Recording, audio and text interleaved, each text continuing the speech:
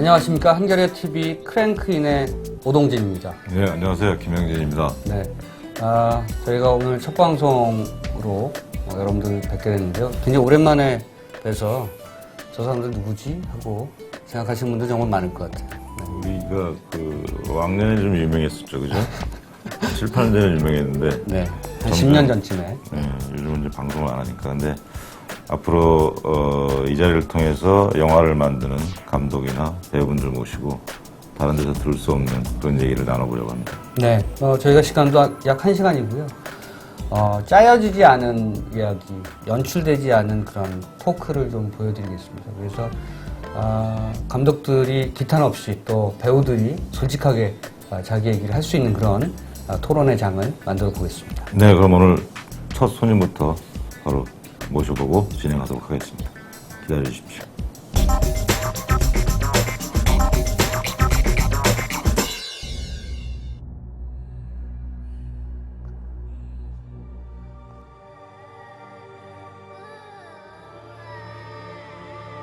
아니, 상투적이긴 한데, 하여튼 뭐 인상적인 이미지가 있더라고요. 보니까.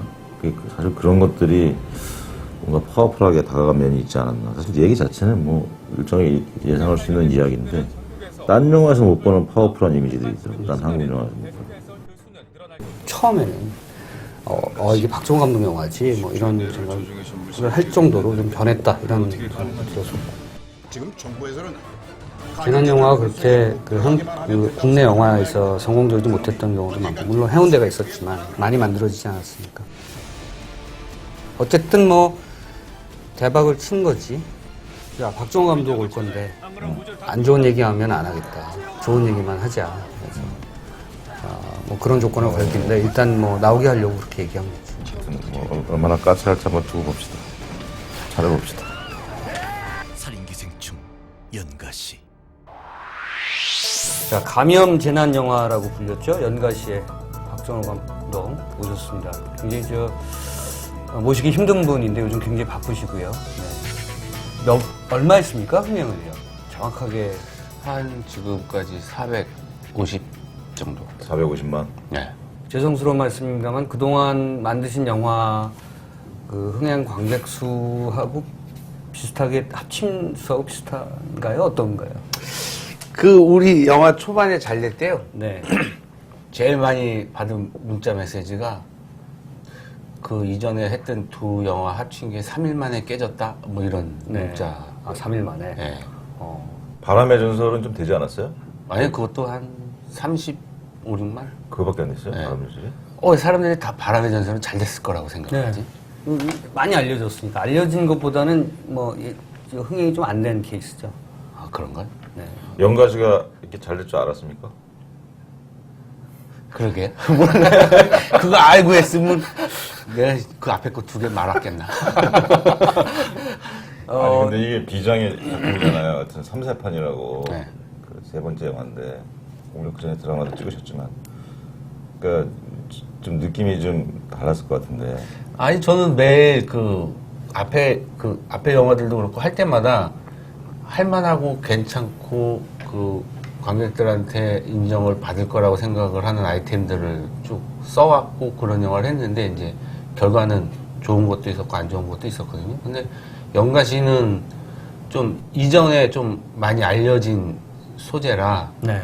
관심은 많이 받겠다라고 생각을 했는데 그게 이제 영화 극장으로 이렇게 직접 오겠는가 그런 거는 제가 잘 몰랐어요. 근데 소재는 제가 여태까지 했던 것 중에 제일 명확하고 좀 셌죠.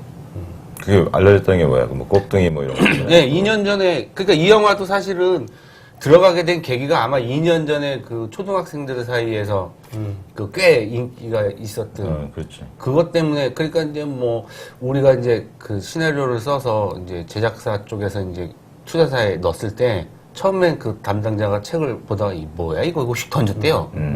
근데 그걸 던진 거를 아들이 초등학생인데 아빠 방에 들어갔다가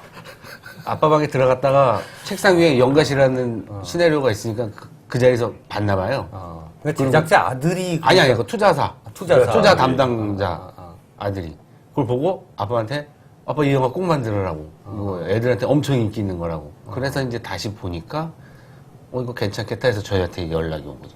그 아들이 안 봤으면 지금 어디서 뭐 웹툰으로 만들고 있거나 뭐 그러겠지. 아들한테 밥 한 끼 사겠네. 네? 아들한테 밥 한 끼 사겠네. 뭐 사달라면 사줄래.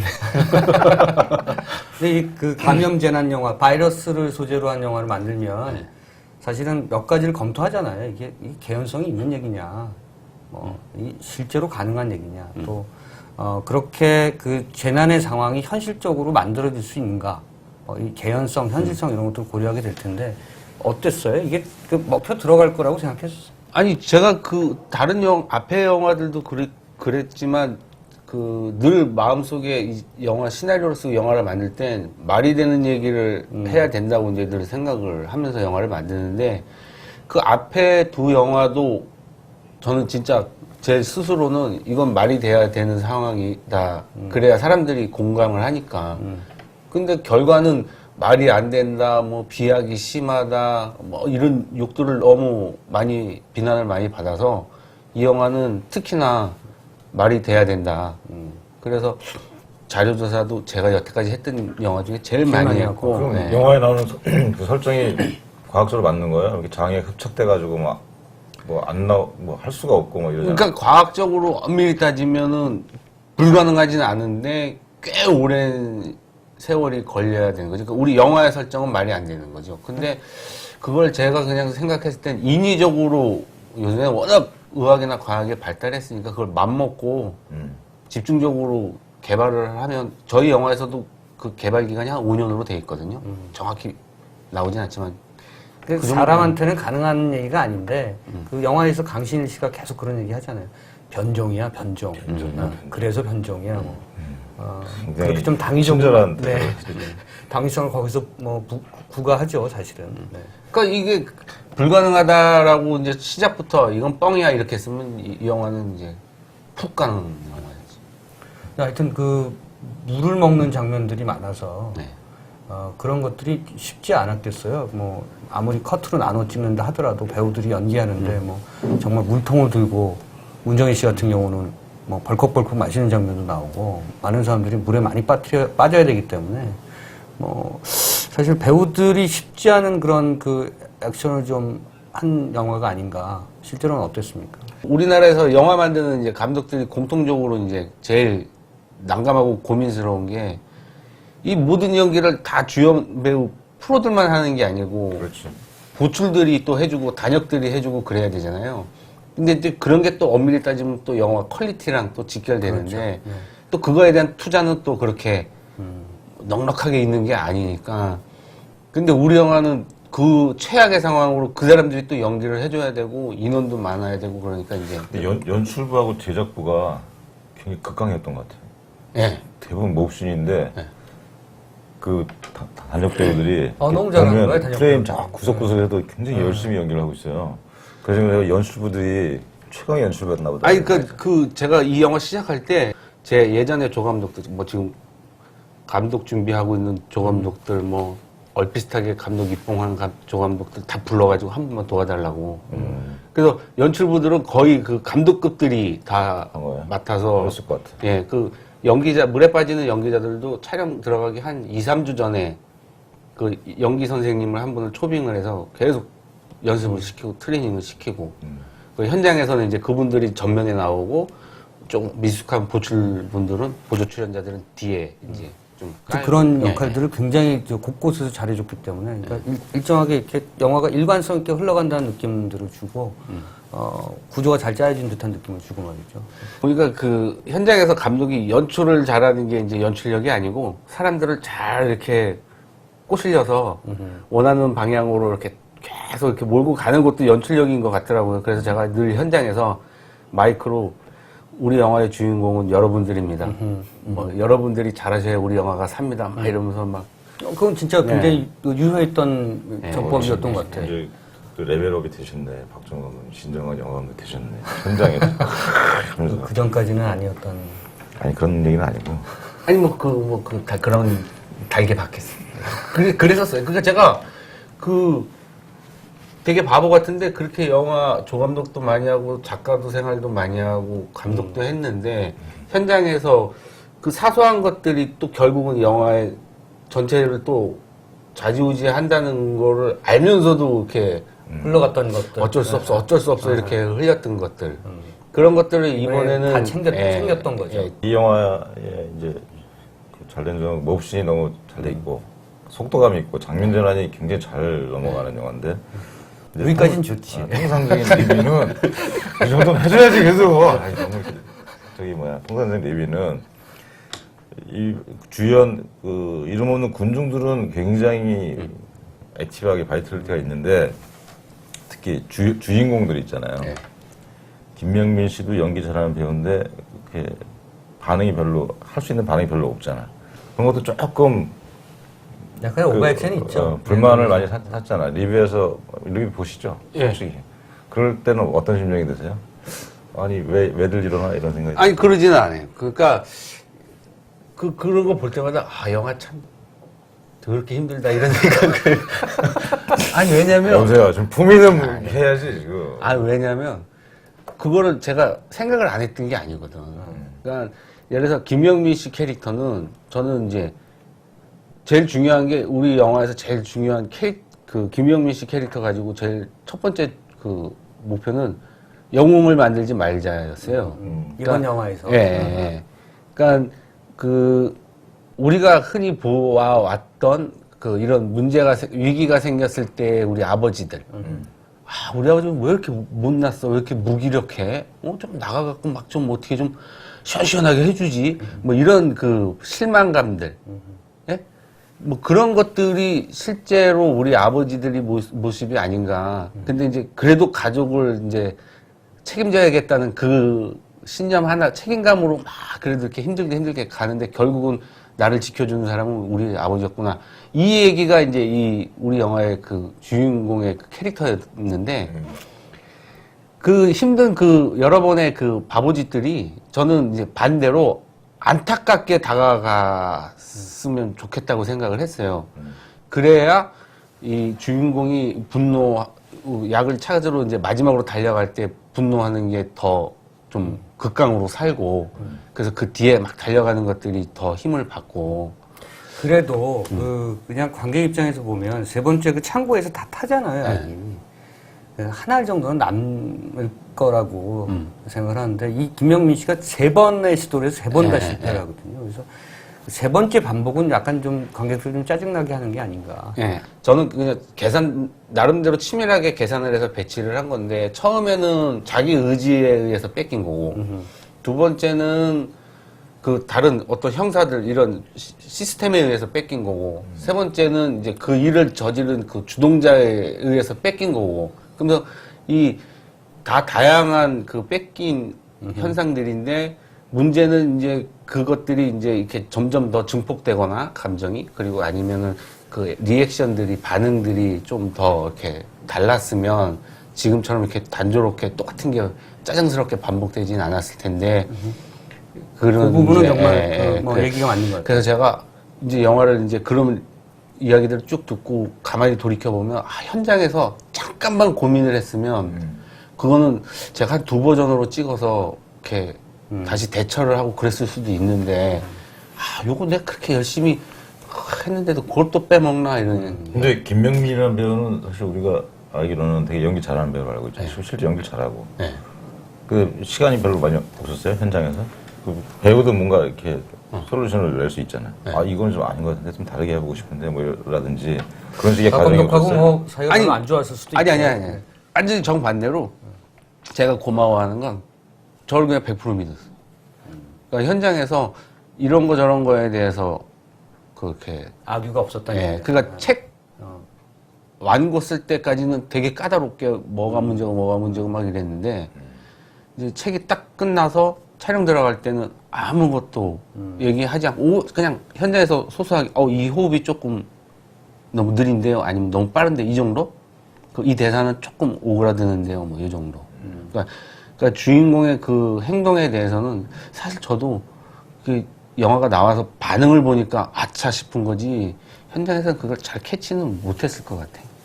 그 수석 연구원을 죽인 킬러는 그 부분의 얘기는 뭐 분량을 찍었다가 편집해서 없앤 거예요? 아니면 그 정도로만 노출시키려고 했었던 거예요? 영화 엄청 잘 돼가지고 이제 막 사소한 것들까지 얘기거리가 되면 나중에 하려고 수수께끼로 하나 넣어놓은 게 있어요. 거기 그 앞에 그 죽이는 사람이 이렇게 괴한이 이렇게 다가갈 때 그 시계가 독특한 시계예요. 네, 네. 일명 태그호여라고 명품 시계죠. 그게 맨 마지막에 그 제임스 김이 이렇게 차에 타려고 이렇게 나올 때 보면 차문을 딱 잡고 있는 거기에 그 시계가 나와요. 그러니까 그 인물이 윈다졸 먹고 나왔다고 거짓말 한 그 사람이면서 동시에 그 연구원을 죽인 그 사람이다. 예, 거기까지는 뭐 안 궁금해하는 것 같아요. 입담이 워낙 좋으시고 뭐 필력도 좋으시고 뭐, 좋지. 그 오늘 또 준비도 많이 하고 나오셨고 뭐 얘기를 오히려 주도하시는데 아까 보니까 내가- 나가 중간에 안 좋은 얘기 좀 나간다는데 아직 뭐 나갈 상태는 아닌가 보지? 이 정도 수위면 괜찮아요? 아니, 그러니까 난 궁금한 게 그런 게 있어요. 그러니까 영화가 잘 됐을 때 사실 이렇게 뒷얘기가 더 감독들이요. 예. 잘 된 영화를 가지고 뒷얘기가 더 많아요? 아니면 안 된 영화를 가지고 얘기할 게 더 많아요? 그러니까 잘 안 된 영화는 그냥 이렇게 소리 소문 없이 묻히니까 아 이게 왜 안 됐지 막 이거 아쉬운 게 있고 좀 창피한 게 있는데 근데 오히려 얘기를 안 하는 네, 게 된다는 네, 거죠? 네. 네. 근데 잘 됐을 때는 어쨌든 막 화제거리가 되고 더 많은 사람들의 이야기가 다양하게 막 나오니까 열심히 댓글 달고 막 그래요? 저기 그 제가 극장 무대 인사 다니면서 그 얘기를 했어요. 궁금한 거 있으면 지식인에 올리라고. 저는 이제 소통을 원하는 감독이니까 제가 다 댓글 달아드리겠다고. 또 약속을 했군요. 그리고 어떤 평론가한테는 제가 막 욕을 했길래 그날 밤에 참지 못하고 댓글을 예, 아니 저도 막 공격을 했죠. 예컨대 그 평론가가 공격한 주 내용은 뭐였어요? 이제 영화에 대해서 뭐 이제 조금 너무 고민을 덜 하지 않았느냐. 뭐 그리고 김명민이라는 연기 잘하는 배우를 너무 이렇게 안 부각시키고 이렇게 그쪽으로서는 이제 그 입장에서는 김명민의 연기가 아쉬웠다고 그렇게 생각을 하나 봐요. 김영진 교수가 쓴 모양이네. 나는 안 아니, 썼어. 아니, 댓글이 없노. 쓰지도 않은 것 같아요. 그 제가 다른 거는 괜찮은데 어투에 대해서 그러니까 이렇게 말하는 그 태도에 대해서 제가 조금 울컥해갖고 달게 봤는데 그래도 2년 동안 죽어라고 쓴 건데 그렇게 너무 쉽게 하면 그랬더니 답장이 바로 왔더라고요. 뭐라고? 시끄럽다고.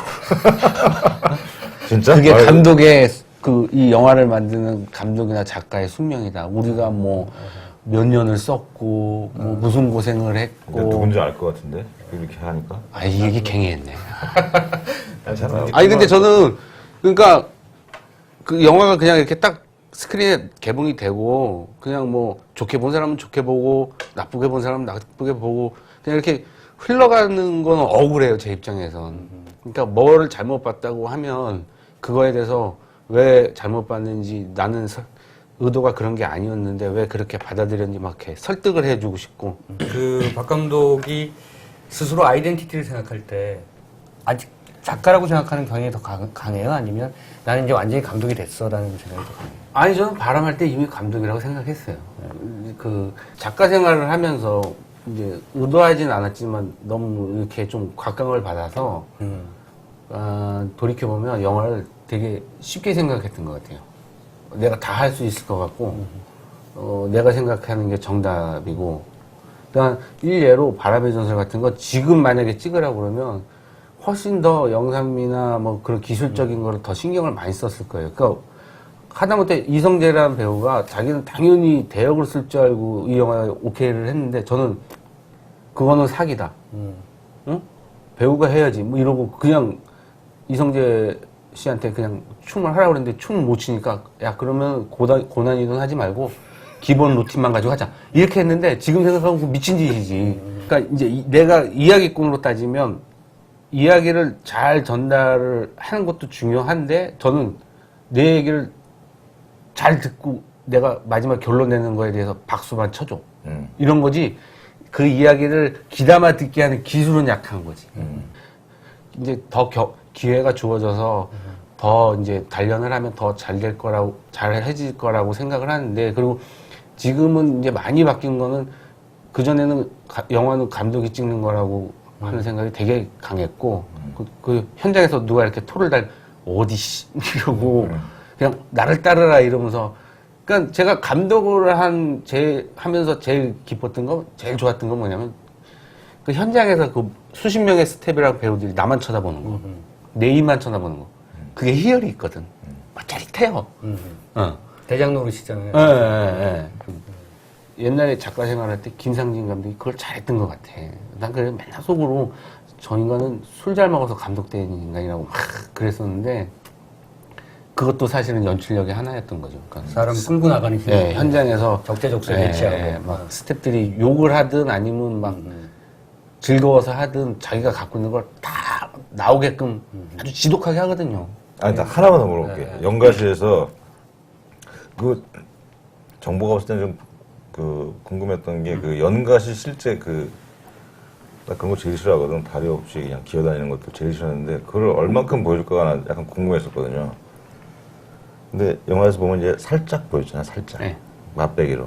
그거는 전략적으로 이렇게 한 거예요? 아니면 뭐 원래는 이렇게 안 하려고 그랬는데 좀 더 보여주려고 했는데 이렇게 한 거예요? 그건 제가 보기엔 참 제가 훌륭한 선택이었다고 생각을 하는 게, 그 자료들을 막 찾고 막 이렇게 준비를 하는 과정에서 보니까 저도 눈이 돌아가더라고. 시선이. 근데 이 영화가 그게 충격적이면은 좋을 수도 있는데, 영화 자체를 이렇게 찌푸리면서 보면 다른 스토리에 그 몰두가 집중이 안 되니까, 되도록이면 좀 감추고 상상력으로, 그럼 오히려 이 사람 보여지진 않는데 그 감염자가 막 힘들어하면 이 사람 몸 어딘가에 그게 있구나 연상돼서 오히려 보여줘서 찌푸리는 것보단 더 효과적일 거다라는. 연출부에서 그런 얘기도 있었을 거 아니에요. 그러니까 뭐 이 몇몇 희생자들은 이렇게 요즘 좀비 영화가 많으니까 네. 좀 좀비스럽게 묘사한다든가, 네. 뭐 사람이 사람한테 전염시키는 네. 어떤 그런 공격성을 보이게 한다든가, 뭐 그런 부분도 있을 법한데 그 부분들은 사실 다 제거했더라고요. 제가 보기에는 얻는 것보다 잃는 게 많을 것 같다는 생각이 들었고, 그리고 그 뭐 가족들까지, 중요한 사람들까지 죽이는 건 제가 이 영화를 만드는 그 전체적인 그 정서적인 그거에는 위배가 되는 거라, 사실은 시나리오 쓰면서 그 경순이도 죽여보고 동생도 죽여보고 막 그랬거든요. 근데 마지막에 제가 원하는 그 정서가 아니더라고요. 예전에 영화적으로 청년이었으면 중년이 된 것 같아요. 좀 스스로 좀 변하고 성장했다는 느낌 같은 건 안 들어요. 아니, 저는 아니에요. 그, 아니, 캐릭터는 아니고 하여튼 장면 만드는 능력은 아이, 아주 근데- 레벨이 확 올라갔지. 아닌 게 아니라, 이제 제가 농담으로 그랬어요. 지금 제작자나 투자자들은 땡 잡은 거다. 제가 다른 데서, 엄한 데서 두 작품 합쳐서 한 100억이 되는 영화를 수업료로 내고 연습하고 와갖고 여기서 이제 그거를 발휘하는데 거저먹는 거라고 이제 농담 삼아 얘기를 하긴 했는데, 아닌 게 아니라 현장에서 좀 많이 보이는 거죠. 그 앞에 거보다. 앞에 영화들보다. 가벼운 잽처럼 이렇게 건드리는 사회적 시선도 사실 좀 만만치 않다고 생각했어요. 사실은 이런 재난 상황에서 부딪히는 우리 사회의 어떤 관료화된 시스템, 이런 것들도 적재적소에 적당하게, 아주 오버하지 않고, 너무 진지하지 않게, 그런 것도 저는 나쁘지 않았다고 생각해요. 조금 이제 나아진 면 중에 하나인데, 어쨌든 저는 작가 때부터 지금까지 거의 그 사회에 대한 이야기들을 늘 베이스에 늘 깔았어요. 뭐 알아줬건 못 알아줬건 늘 깔고, 저는 영화를 하는 이유 중에 하나가 그거라고 생각을 했어요. 그러니까 근데 그 이전에는 이제 조바심이 있었던 거죠. 그러니까 내가 하는 이 이야기를 알아줘야 되는데, 이거 몰라주면 어떡하지? 그냥 모르고 넘어가고 그냥 단순히 재미로 가면 어떡하지? 그러니까 그런 걸 꼭 좀 이렇게 노골적으로 대사를 통해서 이렇게 자꾸 보여주거나 막 그런 인물들을 만들고 막 이랬는데, 그거에 대한 욕을 엄청 많이 먹은 거죠. 그러니까 너무 직접적이다. 네, 너무 직접적이고 너무 그거에 대한 이제 이야기들을 이제 좀 많이 들었어서, 이번에 물론 편집실에서 또 몇 마디 또 잘리긴 했지만 깔고 이제 너무 그렇게 조바심 갖지 말고 다 알 사람은 알 거라는 그냥 방풍처럼 둘러치는 수준으로. 예. 쏜다 찍을 때는 실제로 화가 많았어요? 마음속에? 세상에 대해서 불만이 제일 많았을 타이밍들이 이제 그 주유소 때 그때는 이제 젊은 혈기에 개떡 같은 세상 뭐 이래갖고 그냥 확 엎어버리는 얘기를 한번 쓰고 싶어서 이제 막 코미디를 얹혀서 쓴 거고. 그러니까 쏜다 때는 이제 개인적으로는 그 남들이 보면 콧방귀를 낄지 모르지만 어쨌든 저도 이제 성인이니까 그 기대했던 그 386 세대나 뭐 이런 거에 대한 이제 실망 뭐 이런 거 그리고 이제 늘 갖고 있는 그 사회 부조리 모순 이런 거에 대해서 한번 근데 그 안 되고 나서 굉장히 타격을 많이 받았죠, 심적으로. 아니요? 그래?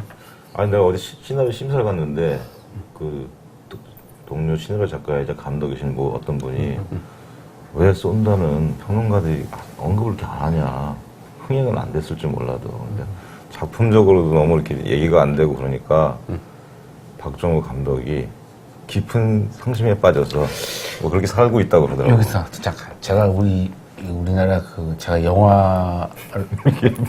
영화를 하면서 영화인들과 그 섞여서 사는 사람이면 영화인들 중에 불만 중에 하나가 이 영화 잘 되고도 받은 문자들 중에 많은 대다수가 이런 거예요. 박정우 한 작품 더 할 수 있겠는데 뭐 이런 거예요. 근데 어떻게 보면 축하한 문자지만 기분 나쁘다. 개인적으로는 꼴깍게 해석하면 되게 기분 나쁜 거야. 왜 자기들이 내가 이게 마지막이라고 자기들이 생각을 하고 나를 벼랑 끝에 몰아놓고 물론 나도 이거 안 되면 안 하려고 했지만 예? 창피해서라도 안 하려고 했지만 너는 이거 갖고 마지막이야라고 생각하면서 벼랑 끝에 서 있어야 돼라고 왜 자기들이 나를 그렇게 하느냐. 그러니까 앞에 영화 안 될 때도 차라리 아무 말도 안 하면 되는데 힘들지 괜찮아 다음에 잘하면 돼 이런 얘기를 그러니까 내가 힘들어야 되는 거야 제가 안 힘들면 너는 사람도 아니야 뭐 이런 식으로 그러니까 저는 사실은 바람 때는 그렇게 꿈에도 그리던 영화를 제가 직접 제작을 하고 또 내 맘대로 찍었기 때문에 그동안 십몇 년 동안 쉬지 않고 일을 해왔기 때문에 너무 힘들어서 쉬어야 되겠다 이 생각만 했어요. 그리고 쏜다는 물론 잘 안 됐는데 내가 이렇게 확 질러댄 거에 대해서 사람들이 공감을 안 하네? 이거 당황스러운데?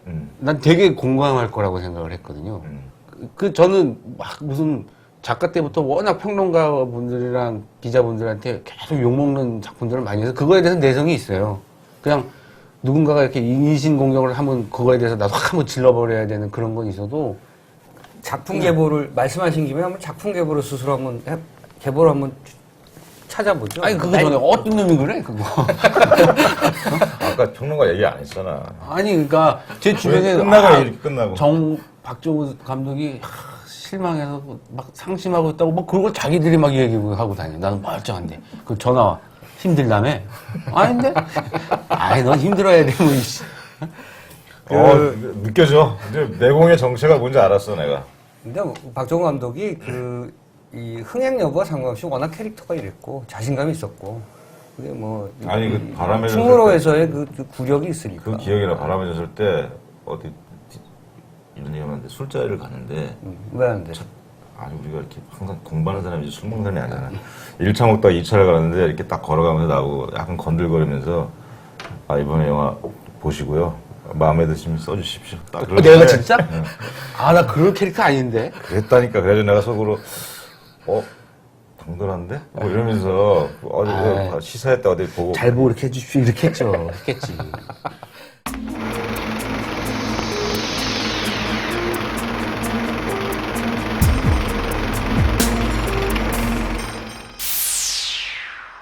근데 박정우란 인물에 대해서는 또 개인적인 어떤 그런 비하인드 스토리를 많이 아는 사람들은 또 그렇게 많지 않아요. 작가 출신 감독이라고 네. 다들 알고 계시죠. 그러니까 뭘 공부했고 예컨대 어렸을 때 어땠고 언제부터 영화를 좋아했고 내가 영화를 만들 때 이런 생각을 가지고 영화를 만들어야 되겠다 이런 등등의 스토리를 구성하게 된 것은 언제부터이고 그런 것들이 궁금한 거죠.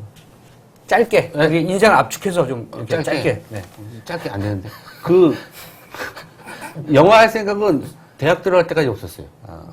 전혀 없었어요. 그러니까 아예 생각을 안 한 거지.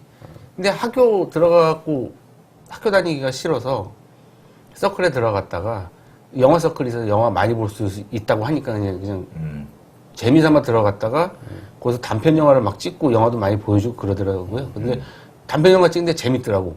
근데 이게 제작비가 없어서 엎어졌어요. 너무 아쉬우니까 그 서클 출신 선배들이 이제 충무로 현장에서 일하고 계셨는데 전화를 해서 나 현장에 좀 나가게 해달라고.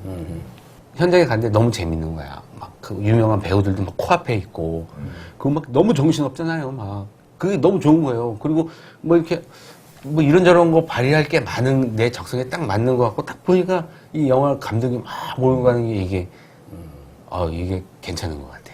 그리고 이제 그때부터는 이제 영화를 계속 한 거죠. 그 전까지 그 영화도 잘 안 봤어요? 네, 거의 안 봤어요. 네. 전 그러니까 먼저 그러니까 현장에 들어오고 나서 영화를 그러니까 그 서클 활동할 때 아마 제가 20년 동안 살던 영화의 한 몇 배를 본 것 같아요. 네. 서클 보여주는 영화. 딱 그때 또 지루한 영화들만 보여주잖아요. 또 서클에서는 막 탈코프스요, 뭐 이런 거. 항상 나오는 안드레이 따라붙이기. 근데 그거 망가진 사람들 봤지. 네. 그때 내가 그걸 감명 깊게 안 본 게 천만 다행이지. 그때 감명 깊게 봤던 영화는 뭐예요, 그럼? 그때 제일 아직도 기억에 남는 건 더 월. 핑크 플로이드 더 월. 그러니까 그런 막 상상력이 막 발휘되는. 감각적이고. 예, 그러니까 어쨌든 제가 지금도 너무 많이 앞서가서는 안 되지만 감독은 그래도 관객보다는 한 반보 앞은 앞서가야 된다는. 그래야 관객이 그 새로운 거에 대한 그 희열이 있으니까 그 반보는 앞서가야 된다 생각을 하거든요. 그런 영화는 되게 저한테 그 나이에 충격이었어요. 대학 들어가면서부터 이제 본격적으로 세상에 대해서 80년대 후반 학번이죠. 예. 들어갔는데 그때가 저희 그 운동권 끝물 그렇죠. 거의 네. 마지막인데 그래도 저희 때는 막 집회하고 체류탄 날아다니고 그랬던 때였거든요. 근데 저는 거기를 참여를 안 했어요. 학교 다니기도 싫었고 학교 잘 안 갔지만 저는 그냥 그게 겉멋들어서 하는 청춘의 뭐 이런 것처럼 보이더라고 제 눈엔. 그러니까 나는 내 방식대로 나중에 내가 어떤 위치에 서서 그 위치에서 저 사람들이 지금 해야 되는 일을 내가 하겠다.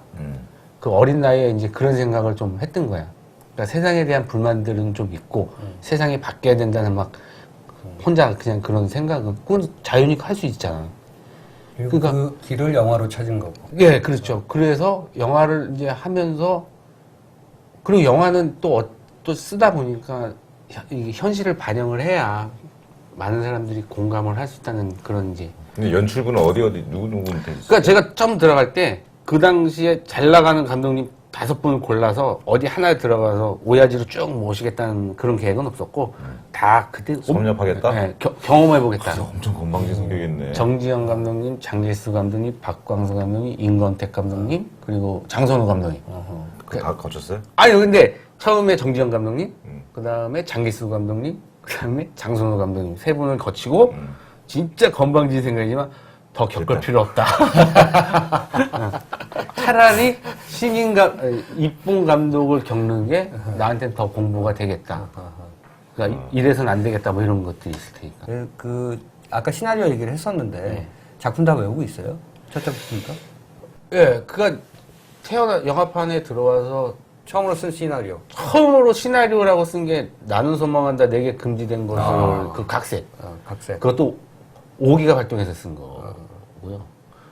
그 써서 한 2주인가? 2주 만에 사무실에서 밤새 갖고 써서 감독님한테 드렸더니 좋아하더라고요. 그래서 내가 글을 좀 쓰나 보다 이렇게 하고 그 다음에 그냥 혼자 습작 이렇게 좀 하다가 마지막 방위가 이제 작가로서 이제 첫 그거고 그 다음에 키스할까요?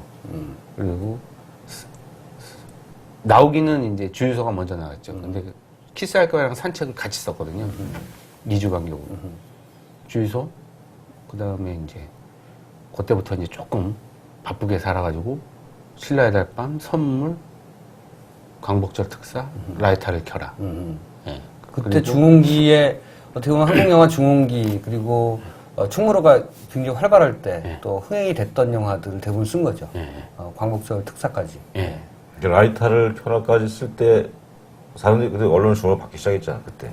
이 사람 이 작가가 있다는 뭔가 있네 초기에 이랬지. 평론가 기자들이 언제 안 좋게 맨날 그랬어. 아니야. 좋게 아니 얘기했지. 제가 봤을 때 작가 때 제일 소위 각광을 받았던 건 라이터를 켜라였어요. 그죠. 근데 사실 저는 라이터를 켜라 그렇게 엄밀히 얘기하면 공들여서 쓰지 않았거든. 그러니까 내가 세상이 참 웃기다는 거야. 그럼 공들여서 쓴 작품. 아니 나는 그러니까 뭐 많은 변화를 주거나 막 안 했던 걸 한 게 아니고 그 이전에 주유소 때 했던 걸 계속 사실 작가로 욕심이 별로 없으니까 인간적인 관계 때문에 약속된 게 있어서 이제 쓰는데 이제 이거 계속 소진인데 이러면서 인물들만 바꾸고 상황만 바꿔서 막 쓴 거예요. 그러니까 라이터를 켜라는 엄밀히 하면 마지막 진액이지. 예. 근데 그 앞에 것들은 그렇게 욕들을 하더니 막 라이터는 막 올킬을 하더라고요. 막 그래갖고 모든 신문사랑 고개를 다 돌았어요. 아니 근데 뭐 주유소나 광복절이나 그렇게 뭐 신라의 달밤 때도 좋았잖아. 아니요, 저희 기억으로는 섭섭했던 건, 이게 영화가 많은 사람이 보고 그냥 재밌어 한다고 다가 아닌 그 아쉬움이 있는 거죠. 그 허전함. 뭔가 영화가 의미가 있고 조금은 남아야 되는데, 이게 팝콘 영화로 킬링타임으로 막 넘어가면, 그때 이제 그 당시로 따지면 이제 배가 부르는 거지. 이제 뭐 통장에 돈이 많이 들어오고, 아쉬울 게 없으니까 이제 더 보는 거죠. 근데 저는 생각할 때 이제 농담이 아니라 영화는 그거 갖고는 좀 내가 하는 이유는 부족하다. 물론 감독을 꿈꾸고는 있었지만 예전부터 내가 감독할 때는 거기다 플러스 알파를 해야 된다. 그러니까 재미도 있고 세상에 대해서 발언도 해야 되고. 뭔가 남는 거는 있어야 되고 이 영화가 의미는 하나 있어야 된다. 그 영화 팝콘 보기엔 딱 좋아. 이거는 천만이 들어도 저는 반가운 게 아닌 거죠. 감독들 가운데는 굉장히 인문학적인 영향을 받은 사람이 많잖아요. 박찬욱 감독 같은 케이스가 그런 케이스 같았지. 그 멘토 자체가 뭐 다른 감독이거나 작가주의적 감독이거나 아니면 어떤 인문학적인 어떤 그런 지식을 통해서 만난 사람이거나 이런 건데 어떤 사람이 그 롤 모델이었어요? 제 인생에 불행한 면이 있다고 치면 불행 중에 하나는 그런 멘토가 없다는 게 없을 것 같아. 내가. 그리고 뭐 감명 깊게 본 영화가 없다는 게 그러니까 저도 이제 엄밀히 따지면 제 색깔을 나중에 영화 다 만들고 보고 박정호가 이런 놈이었구나 이렇게 저도 그렇게 알 것 같은 그런 생각이 일부러 영화를 많이 안 본 게 나는 되게 떳떳하다고 생각을 한 게 영화가 이제 딱 만들어지고 나면 뭐가 비슷하다 뭐가 비슷하다 하고 막 그러잖아요. 그러면 저는 속으로 욕해라. 근데 나는 최소한 베끼지는 않았어. 왜냐면 그 영화 본 적이 없으니까. 그냥 내가 이 수준이구나.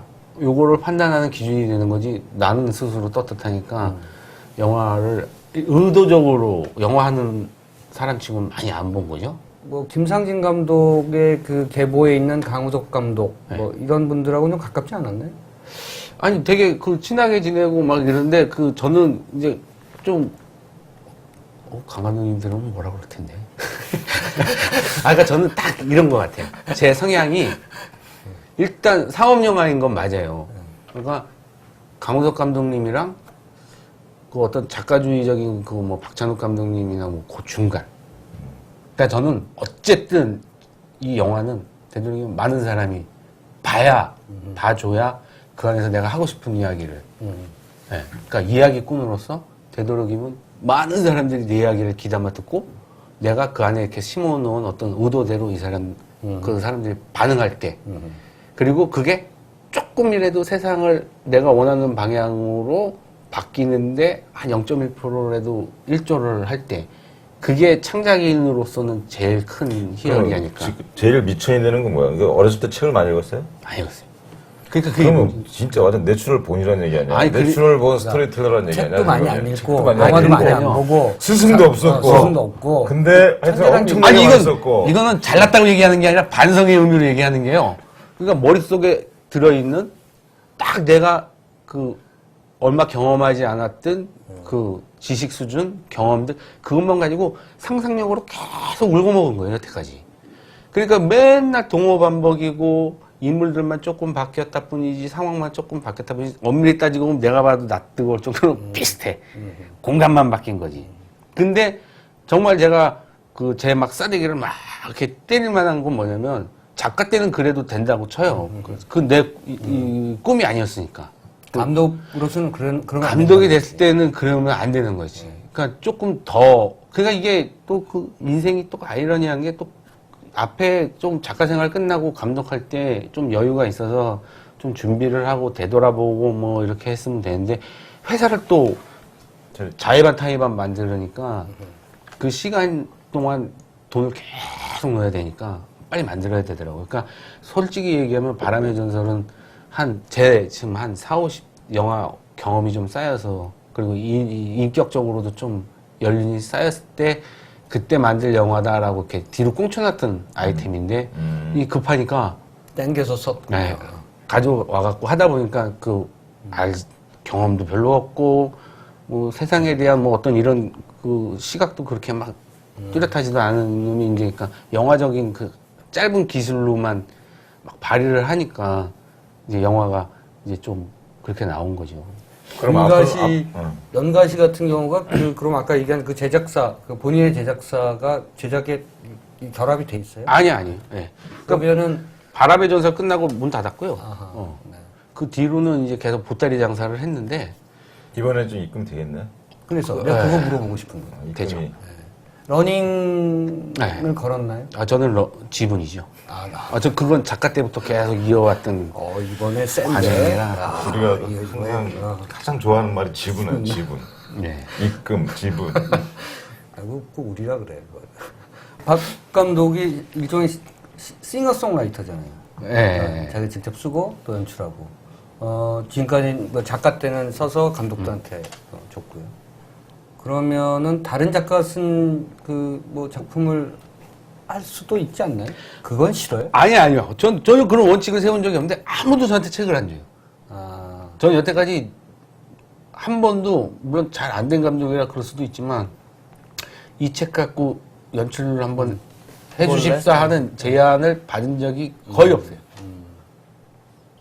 그 본인이 쓸 거라고 생각해서 그런 거예요. 또 고칠 거라고 생각. 아니 뭐 다들 그렇게 위로의 얘기를 하는데 뭐 저도 그렇게 그냥 생각하는 게 편하니까. 그런데 그 아무튼 저한테 무슨 책을 고쳐달라는 제안도 별로 없고요. 그러니까 쟤는 그냥 지가 알아서 지가 막 써갖고 지가 먹고 그러니까 이제 살고. 감독이 됐으니까 이제 자기가 써야지. 그러니까 제 친구 중에 그나마 영화판에 이제 별로 친구도 없지만 장유성 감독이 유일한 친구인데 걔는 그 선생 김봉두가 대표적이잖아요. 그리고 그 뒤는 그래도 제법 말아먹었어. 그래도 아직도 계속 책들 그 코미디 뭐 약 시골 얘기 비슷하면 뭐 선생들 나오면 책이 계속 와요.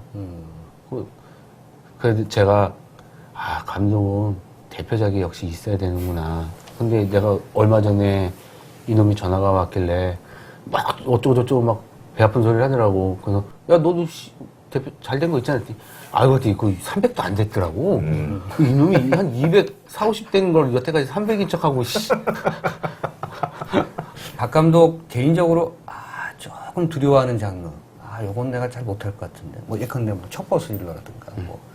요거는 내가 아직은 좀 더 트레이닝을 해야 될 것 같은데. 요런 장르가 있어요? 정말 현장에서 찍기 싫은 장면은 마주 앉아서 대화하는 커피숍 장면 이런 건 정말 현장에서 찍기 싫어요. 그리고 시나리오에서 되도록이면 안 쓰고 싶은데 어쩔 수 없이 쓰게 되는 건 현장에서도 미치겠어요. 저는 차라리 충무로에 처음 연출부로 들어왔을 때 그 거리를 뛰어다니면서 막 차들을 통제하고 막 그런 기분이 너무 저한테는 인상이 깊어서 막 밖에 나가가지고 사실 쏜다는 그 맛으로 찍은 거예요. 그냥 막 벌려놓고 막 정말 극한에서 막 찍는 그게 좀 희열이 영화 찍는 이제 맛이지. 그러니까 이 영화는 그래도 좀 아직은 낭만이 좀 있어야 되잖아요. 박 감독의 특징이자 또 뭐 미덕이자 뭐 여러 가지 장점이 스스로 영화를 즐길 줄 안다, 현장을 즐길 줄 안다 이런 것 같아요. 뭐 모든 감독들이 뭐 사실 그런 측면들이 있습니다만 뭐 어떤 감독은 또 너무 진지해하고 어떤 감독은 또 너무 힘들어하고 그러는데 좀 즐기는 것 같아요. 아마 그런 점이 앞으로 영화 만드는데 계속해서 장점으로 작용하지 않을까 뭐 이런 뭐 생각도 기운이 펄펄 나네. 어. 지금. 아니 그러니까 그 흥행해서 그런 게 같지가 그런 않고 것도 좀 있지. 그냥 원래 좀 성격이 지금 좀 450만 되고 지금 계속 투자사에서 계산하고 있는데 어떻게 뭐저 투자사나 다른 제작사에서 물밀듯이 요청이 들어옵니까? 아니면 스스로 생각하는 다음 작품은 이런 장르의 어떤 아이템이 많을 작품이야? 것 같은데? 맞습니다. 그 바람의 전설 앞에 거 빼앗을 만큼 그렇게 지금 여러 작품들을 구상하고 있는 상황인 것 같은데 다음에는 어떤 작품 보여줄 거예요? 그 영화가 되는 거에 비해서 전화들이 별로 없고요. 저는 사람들이 다 미루어서 짐작하고 쟤는 누가 채갔겠지 미루나 봐. 아니면 제가 알아서 하겠지 미루나 봐. 일절 전화가 없고요. 그 제 컴퓨터에는 아이템들이 되게 많은데요. 거의 다 남 줘야 된다고 생각하고 하는 그런 아이템들. 그러니까 저는 사실 제 거는 그때그때 막 이렇게 땡기는데 하면은 써요. 제가 이제 할 거는 아직은 생각은 없는데 어렴풋이 요즘 무슨 생각이 드냐면 요 재난이 참 매력적이야. 여름 시즌 감독 들으려고 그런 것 같은데? 보니까?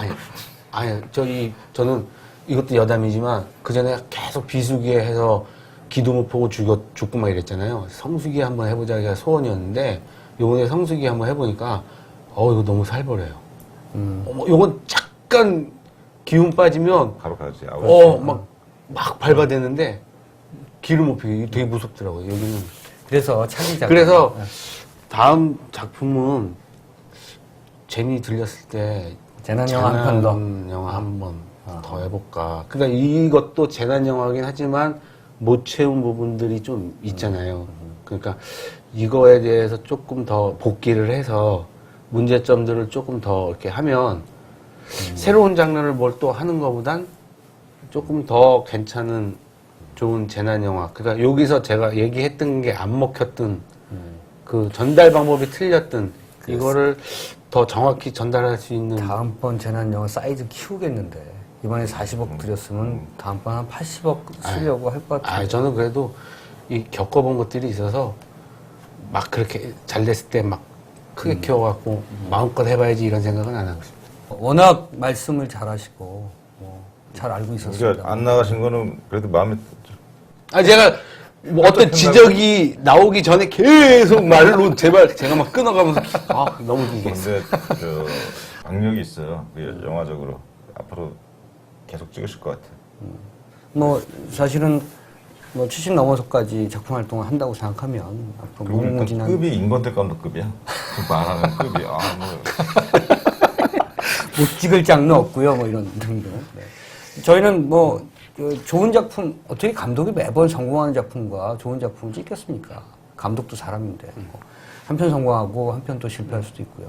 근데 저희 평론가나 기자들이 바라는 것은 좋은 성격, 좋은 인생관과 영화관을 갖고 있는 감독이 오랫동안 저희랑 더불어서 영화를 좋아하고 영화를 만들고 이랬으면 좋겠다는 거죠. 박정호 감독을 오래 만나기를 저희는 바라겠습니다. 앞으로 또 제가 한 말씀 드려도 되나? 말이 너무 안 좋네. 괜찮아요. 그러니까 저는 영화 흥행 결과에 따라서 영화를 더 하냐 마냐 결정하지는 않아요. 근데 딱 정확한 건 처음에도 그랬고 현장에서 영화 만드는 과정이 재미없으면 그만둘 거예요. 재밌으면 뻔뻔하더라도 계속 할 거고 그게 좋아서 영화를 했으니까 현장이 즐겁지가 않으면 그러면 아마 저는 현장을 떠나지 않을까. 그러면 한 10년은 즐거울 것 같은데 기분. 자, 하여튼 다음 작품도 기대하겠습니다. 예. 네, 오늘 많은 말씀 네. 감사드립니다. 자, 오늘 첫 방송 어떻게 보셨습니까? 박정호 감독 모시고 얘기 나눠봤는데요. 저희 토크가 좀 지루할 수도 있습니다만 좋은 얘기를 좀 많이 들려드리려고 노력하는 그런 프로그램입니다. 앞으로도 많은 시청 바라겠습니다. 어떠셨어요, 오늘? 저는 재밌었다고 생각하는데요. 기탄 없이 얘기를 할 수 있는 자리가 마련이 될 수 있겠다라는 생각이 저는 들었습니다. 개인적으로. 그래서 앞으로 빠른 시일 내에 자리 잡지 않을까 라고 생각합니다. 박정호 감독한테 영향받으셨군요. 굉장히 자신감이 생기셨는데. 어쨌든 다음 주에 또 좋은 손님 모시고 말씀 나눠보도록 하겠습니다. 다음 주에 뵙겠습니다. 감사합니다. 끝나고 바로 가셔야 되는 거 아니시죠? 네. 뭐 소맥이나 한잔 합시다. 뭐요? 소주 한잔 하자.